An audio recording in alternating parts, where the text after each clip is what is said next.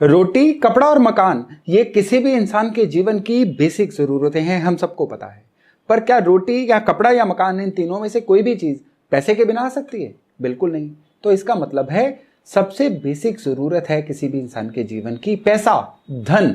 और जिस इंसान के जीवन में पैसे की कमी आ रही है ना, उसको पता है संघर्ष किसको कहते हैं, स्ट्रगल किसको कहते हैं। आज के वीडियो में हम यही चर्चा करने वाले हैं कि दरअसल आपके जीवन के कौन से ऐसे बिंदु हैं, आपके बर्थ चार्ट के कौन से ऐसे पॉइंट्स हैं जिनको अगर सही से समझ लिया जाए ना, तो यकीन मानिए आप अपने धन के स्ट्रगल को खुद ही खत्म कर सकते हैं। बेसिकली जरूरत होती है केवल और केवल उस नक्शे को समझने की जो नक्शा ईश्वर ने आपकी जन्म कुंडली के रूप में आपको दिया हुआ है। क्योंकि हम नॉर्मली क्या करते हैं, दूसरों के नक्शों को अपना समझ के, यानी दूसरों के जो धन कमाने के तरीके हैं ना, उनको समझ के हम अपना धन कमाने की जो यात्रा है उसको चलाते रहते हैं। और इवेंचुअली क्या होता है कि हम उस चीज को नहीं कर पाते हैं। किसी का कोई अच्छा काम चल रहा है, हम उसकी कॉपी करना शुरू कर देते हैं।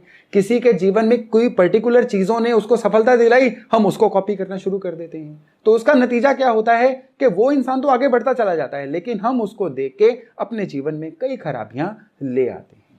तो हम इन बिंदुओं को अगर आज अगले कुछ मिनट तक ध्यान से समझेंगे ना, यकीन मानिए आपकी जो धन की यात्रा है ना, ये जीवन में बड़ी ही सुगम होने जा रही है। नमस्ते, मेरा नाम है योगेश शर्मा। बहुत बहुत स्वागत है आपका happy life with Yogesh Sharma में। और दोस्तों, आगे बढ़ने से पहले एक विनम्र निवेदन कि अगर अभी तक आपने अपने इस चैनल को सब्सक्राइब नहीं किया है ना, तो कृपया सब्सक्राइब करिए और हाँ, बेल बटन दबाना न भूलिएगा। तो दोस्तों, आपके बर्थ चार्ट में धन कमाने के पॉइंट्स कौन से हैं, धन जोड़ने के पॉइंट्स कौन से हैं, कौन से ऐसे फैक्टर्स हैं जो आपके जीवन में धन को कंट्रोल करते हैं, तो आइए बारी बारी से इनकी चर्चा करते हैं। आपके बर्थ चार्ट में जो कुंडली का दूसरा घर है, इसको धन का स्थान बोला गया है, इसको तिजोरी बोला गया है। आपके संचित धन का जो खाना है ना, ये दूसरा घर बोला गया है। यानी आप कितना धन कमा पाएंगे, कितना जोड़ पाएंगे, कितना खुद पे खर्च कर पाएंगे, आपकी परचेजिंग कैपेसिटी क्या है, आपके जीवन में कितने बड़े फैसले लेने की पावर है, आप अपने जीवन में पैसे के मामले में कितना रिस्क ले सकते हैं, ये सारी चीजें जो है ना, आपके बर्थ चार्ट का दूसरा घर जो है ये कंट्रोल करता है। और इसके जो नेचुरल कारक रहते हैं ना, वो रहते हैं शुक्र और बृहस्पति। यहां पे शुक्र जो है ये एक बहुत मेजर कारक होने वाले हैं। और इसी वीडियो में आगे चल के मैं इसी बिंदु को आगे बाकी बिंदुओं के साथ जोड़ूंगा। इसको अभी के लिए आप ध्यान से समझिएगा कि जो आपके बर्थ चार्ट का सेकंड हाउस है, ये आपके जुड़े हुए धन का कारक है। जितना आप कमाते हैं उसमें से जितना जुड़ पाता है ना, वो आपके बर्थ चार्ट के दूसरे घर से कंट्रोल होता है। कई लोग कहते हैं ना, हम कमाते तो बहुत हैं लेकिन पैसा वेल्थ में कन्वर्ट नहीं हो पाता है। हम कमाते बहुत हैं लेकिन पैसा जुड़ ही नहीं पाता है। हम बस लोगों में बांटते रह जाते हैं, हमारे पास तो कुछ बचता ही नहीं है। तो उनके बर्थ चार्ट में जो उनका सेकंड हाउस होता है ना किसी वजह से बहुत ज्यादा कमजोर हो रखा होता है। अब देखिए, धन जुड़ेगा तो तब अगर कमाया जाएगा, यानी दूसरे घर से भी ज्यादा जो पावरफुल है ना, वो है आपके बर्थ चार्ट का कमाई वाला घर। अब कमाई वाला घर कौन सा है? कमाई वाला घर है 11वां घर। यानी अगर आपके बर्थ चार्ट में आपका 11th हाउस 11वां घर जो है ये पावरफुल नहीं होगा, ये ट्रिगर नहीं होगा, ये एक्टिवेटेड नहीं होगा, तो आपको तो कमाई के जरिए ही नहीं मिलेंगे। आपको चाहे रेंट से इनकम आ रही है, आपको चाहे प्रॉपर्टी से इनकम आ रही है, आपको तनख्वाह से इनकम आ रही है, आपको इनकम आ रही है अपने बिजनेस से, यानी इनकम कहीं से भी आ रही है ना, उसका जो गेटवे है ना, वो आपके बर्थ चार्ट का 11वां घर है। 11वां घर ब्लॉक हो रखा होगा तो जीवन में पैसा ही नहीं आएगा। तब तो इंसान एकदम से बौखलाया हुआ फिरेगा कि कहीं से कुछ भी आ जाए। यानी दूसरा घर तो एक्टिवेट होगा बाद में। सबसे पहले आपको जरूरत रहेगी अपने बर्थ चार्ट के 11वें घर को देखने की, उसकी दिक्कतें ढूंढने की कि अगर आपकी लाइफ में प्रॉपर इनकम नहीं आ रही, आप बहुत पढ़े लिखे हैं, आपको ढंग की नौकरी नहीं मिल रही है, आपने माल पूरा डाल रखा है लेकिन ग्राहक ही नहीं आ रहा है, आपकी कोई प्रॉपर्टी है जो बिक नहीं रही है, यानी किसी भी कारण से अगर आपके जीवन में पैसे की आमद नहीं हो रही है ना, तब दूसरे घर का कोई कसूर नहीं है। दूसरा घर तो तब कसूर होगा कि जब आपका आया हुआ पैसा आपके हाथ से फिसल जाए। अब जब आ ही नहीं रहा है ना, तो ये इसके सारे का सारा कारण आपके कुंडली के 11वें घर में छिपा हुआ है। अब 11वें घर से भी पहले एक और घर आता है कुंडली का 10वां घर। यानी अब यही 3 बिंदु हैं। अब इसके बाद चौथे बिंदु की चर्चा नहीं करूंगा। 10वां घर किस चीज का है? 10वां घर होता है कि हमारे कर्म का, हम अपने हाथों से जो भी करते हैं जिसकी वजह से समाज हमें पैसा देता है, ये 10वां घर है।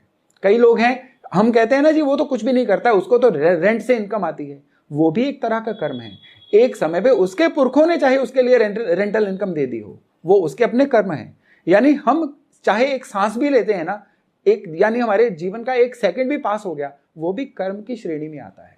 हम जितना समय बिता रहे हैं, यूजफुल तरीके से बता रहे हैं, प्रोडक्टिव तरीके से बता रहे हैं, या सो के बिता रहे हैं, वो सारे का सारा हमारे कर्मों में ऐड हो रहा है। तो 10वां घर आपके बर्थ चार्ट का जो है ना, ये सीधे सीधे आपके 11वें घर यानी गेटवे ऑफ इनकम को कंट्रोल करता है। तो जो लोग अपने जीवन में संघर्ष कर रहे हैं ना, उनको सबसे पहले किस बिंदु पे देखना है? अपने बर्थ चार्ट के 10वें घर पे। 10वें घर को अगर आपने सही रख लिया, यकीन मानिए अब 11वां घर जो है आंखें बंद करके उसके साथ जुड़ा हुआ है। इनकम खुद ब खुद आनी शुरू हो जाएगी। अब आपको कुछ भी नहीं करना पड़ेगा। आप बिल्कुल अपने जीवन में लगातार जो फ्लो ऑफ कैश है ना, उसको फील करना शुरू कर देंगे, अगर आपने अपने बर्थ चार्ट को सही से डिकोड कर लिया। चलिए, ये तो थी जानकारी कि कौन कौन से बिंदु हैं जो आपके बर्थ चार्ट में इनकम को, पैसे को, धन के ठहराव को कंट्रोल करते हैं। अब हम आते हैं कौन कौन सी ऐसी ऊर्जाएं हैं जिनको सही रखें तो ये तीनों बिंदु अपने आप सही हो जाएंगे। सबसे पहली ऊर्जा है शनि, क्योंकि शनि एक ऐसी ऊर्जा है जो नेचुरली 10वें और 11वें घर को कंट्रोल करती है। काल पुरुष की कुंडली में शनि ही है जो 10वें और 11वें घर के मालिक माने गए हैं। शनि को ही हम कर्म के देवता कहते हैं। तभी तो जो 7.5 या ढैया होता है, ये जब खराब हो जाए तो सबसे पहले इंसान की इनकम को या उसके करियर को हिट देता है। तो शनि को हम किस तरह से बर्थ चार्ट में सही रखें कि हमारे बर्थ चार्ट का 10वां और 11वां घर जो है ये सुगम रहें, ये सही रहें। यूं तो देखिए, आपके बर्थ चार्ट में शनि जहां पर भी हैं, हमें उस घर के बारे में ध्यान से देखना होगा, उसके उपाय करने होंगे। वो बाद की बातें हैं, वो जब बर्थ चार्ट देखेंगे तब करेंगे। लेकिन यहां पे शनि को नेचुरली सही रखने के मैं कुछ तरीके आपसे डिस्कस कर रहा हूं।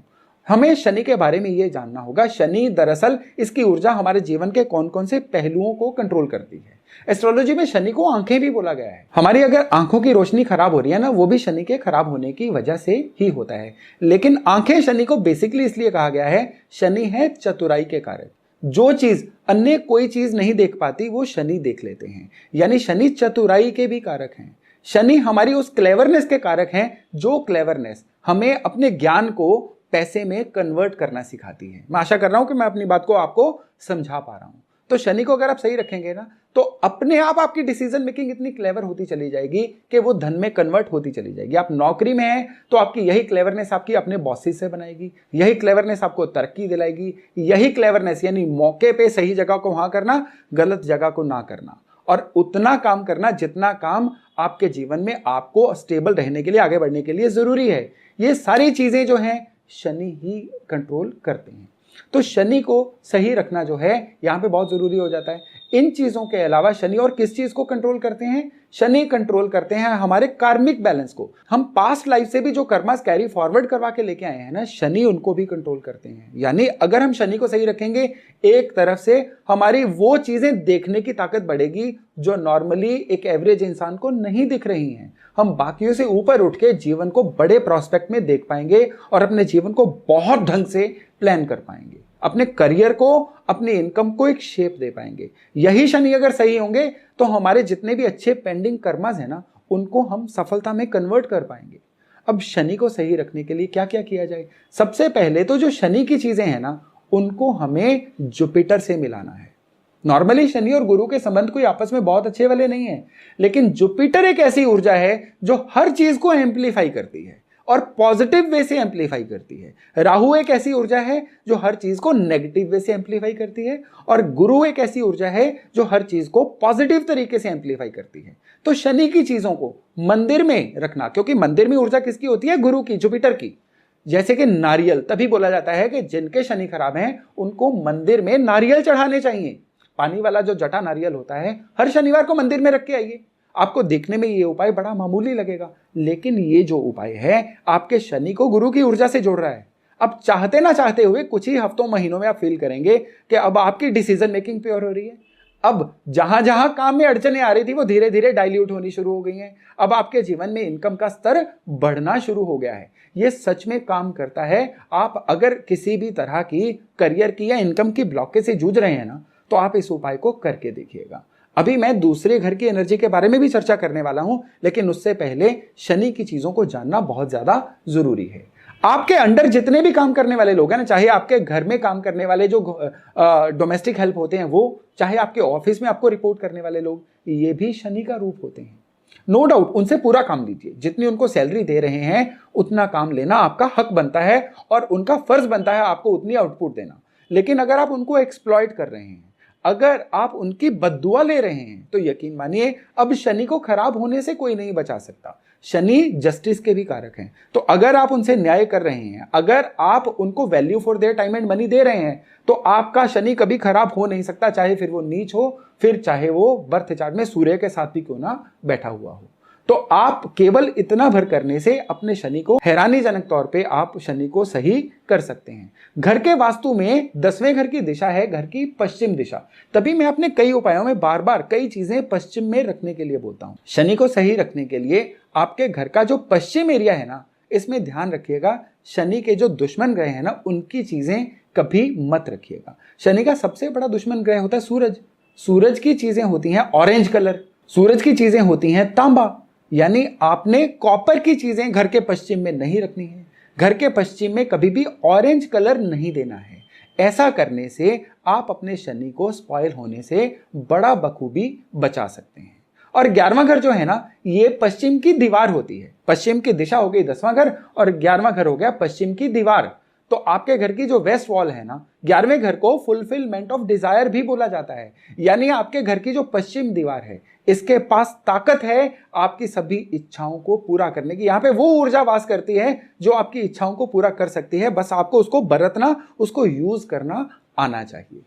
आपकी अगली जो भी विश है, कई लोगों की इमीडिएट विश होती है कि अब किसी तरीके से मकान बन जाए, कई लोगों की विश होती है कहीं से ढंग की नौकरी लग जाए, कई लोगों की विश होती है शादी हो जाए, और कई लोगों की विश होती है कि मेरे जीवन में जो जो फलानी दिक्कतें चल रही हैं, किसी की पत्नी से झगड़ा चल रहा है, किसी का अपने बॉस से झगड़ा चल रहा है, किसी का विदेश का वीजा नहीं लग रहा है, 100 तरह की दिक्कतें हो सकती हैं। जो इमीडिएट आपकी दिक्कत है ना, और आप उस दिक्कत का सॉल्यूशन, दिक्कत नहीं लिखनी है, दिक्कत लिखने से आपकी दिक्कत बढ़ेगी, सॉल्यूशन लिखने से सॉल्यूशन मिलेगा।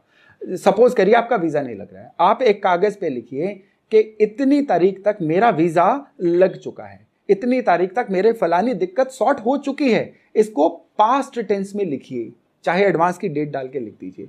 अब इसको अपने सफेद कागज पे लाल पेन से लिखना है और इसको फोल्ड करके या इसको ऐसे ही घर की पश्चिम दीवार में कहीं पे चिपका दीजिए। अगर आपको सीधा अपनी इच्छा को किसी को दिखाने से परहेज है, तो पश्चिम दीवार में किसी पर्दे के पीछे, किसी फोटो के पीछे ही उस स्लिप को रख दीजिए। यकीन मानिए, यहां शनि की ऊर्जा अब आपकी फुलफिलमेंट ऑफ डिजायर, चाहे वो इनकम से संबंधित है, चाहे किसी भी चीज से संबंधित है, उसके बहुत ही काम आने जा रही है। अब इसके बाद बारी आती है कि आपने अपने करियर को भी सही कर लिया, अपनी इनकम को भी सही कर लिया, अब आपके पास धन बच रहा है कि नहीं बच रहा है। कई बार क्या होता है, हमने सारी की हुई कमाई जो है किसी बिल्डर के पास फंसा दी, लोगों ने हमसे उधार मांग लिया जो बाद में वापस नहीं किया, या हमारे जीवन में कुछ ऐसे सर्कमस्टांसेस आ गए, अचानक खर्चों की वजह से सारा धन हाथ से फिसल गया, हमने बहनों भाइयों रिश्तेदारों पे खर्च कर दिया जो कभी वापस ही नहीं आया। तो इसका जो सारे का सारा दिक्कतें हैं ना, दूसरे घर में छिपी हुई हैं। दूसरे घर में मैंने बताया था आपको शुक्र और गुरु की ऊर्जा है, तो यहां पे शुक्र को सही रखना होगा। शुक्र को सही रखने के लिए आपने क्या करना है कि आपके घर का जो नॉर्थ वेस्ट एरिया है, ये एरिया जो है आपके सेकंड हाउस का एरिया है। सेकंड हाउस में शुक्र की कोई भी चीज रख दीजिए। देखिए शुक्र की चीजें हैं क्या, हर तरह की जो ज्वेलरी है ये शुक्र है, पर यहां पे एक याद रखिएगा, सोना चाहे बृहस्पति है, ज्वेलरी शुक्र का रूप बन जाती है, लेकिन केवल और केवल असली ज्वेलरी, आर्टिफिशियल ज्वेलरी नहीं। हर तरह के परफ्यूम वाली कोई भी चीज जो है शुक्र है। नॉर्थ वेस्ट में शुक्र की कोई भी चीज रखिए। आप कोई भी अपनी अच्छी खूबसूरत जो जिसमें आप अच्छा बन ठन के तैयार हुए हैं, वो फोटो नॉर्थ वेस्ट में टांग दीजिए, ये शुक्र का रूप है। अपनी कोई कपल फोटो आप नॉर्थ वेस्ट में टांग दीजिए, ये शुक्र का रूप है। वहां पे कोई भी आप ना नकली ब्रांड मत रखिएगा, वहां पे आप आर्टिफिशियल ज्वेलरी मत रखिएगा, ये खराब शुक्र है। आप इतना करेंगे ना, आपको धीरे धीरे धन में ठहराव होता हुआ महसूस हो जाएगा। आपके घर में अगर आपका घर का नक्शा इजाजत देता है ना, तो नॉर्थ वेस्ट में बैठिए।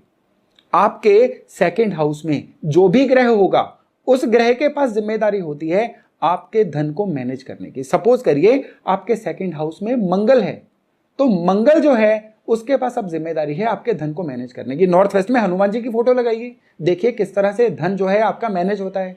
अगर आपके सेकंड हाउस में राहु है, अब राहु के पास जिम्मेदारी है आपको धन देने की। खराब राहु होता है टॉयलेट, खराब राहु होता है गंदगी। अच्छा राहु क्या होता है? सफाई करने वाला कोई भी इंस्ट्रूमेंट। तो आप अपने घर के नॉर्थ वेस्ट में, मैं ये नहीं कह रहा हूं कि आप झाड़ू रख दीजिए, घर के नॉर्थ वेस्ट में सिंबॉलिकली आप कोई ऐसी फोटो लगा सकते हैं जिसमें कोई सफाई करते हुए लोग या सफाई वाला कोई भी ऐसा इंस्ट्रूमेंट, आप अपनी इमेजिनेशन को आजमाइए और नॉर्थ वेस्ट में कोई ना कोई अच्छे राहु की चीज लगाइए। अच्छा इलेक्ट्रॉनिक गैजेट, वो भी राहु होता है, आप नॉर्थ वेस्ट में उसको भी रख सकते हैं। खराब गैजेट्स अगर आप नॉर्थ वेस्ट में रखेंगे, ये खराब राहु होता है। इसी तरह से हर ग्रह के अपने अपने एलिमेंट हैं। जो ग्रह आपके सेकंड हाउस में बैठा हुआ है, आप सेकंड हाउस में उस ग्रह की अच्छी चीज को रख देंगे ना, तो आपका धन जो है लगातार मैनेज होना शुरू हो जाएगा। जीवन में अच्छे शुक्र को इंस्टॉल करने के लिए सफाई रखनी होगी, आपको खुद अपने जो कपड़े वगैरह हैं उनको बहुत अच्छा रखना होगा, खुद भी सलीके से रहना होगा। ये एक अच्छे शुक्र को खुद पे इंस्टॉल करना होता है। तो शनि और शुक्र को आप अगर इस तरीके से मैनेज करेंगे ना, तो यकीन मानिए आपके जीवन में जितना भी धन का स्ट्रगल चल रहा है ना, आप केवल कुछ हफ्तों या महीनों में नोट करेंगे कि वो धन का जो स्ट्रगल है अब धीरे धीरे डाइल्यूट हो रहा है, निकल रहा है और आप स्टेबिलिटी की तरफ बढ़ रहे हैं। तो दोस्तों, मैं आशा करता हूं कि ये वीडियो आपके लिए बड़ा ही ज्ञानवर्धक वीडियो रहा होगा और आप इस दी गई जानकारी को आजमा के अपने जीवन में अपने धन की तमाम दिक्कतों से निकल पाएंगे। आज का वीडियो यहीं तक था। बहुत जल्द मिलते हैं एक नए टॉपिक, एक नए विषय के साथ। तब तक अपना खूब ध्यान रखिएगा। नमस्ते।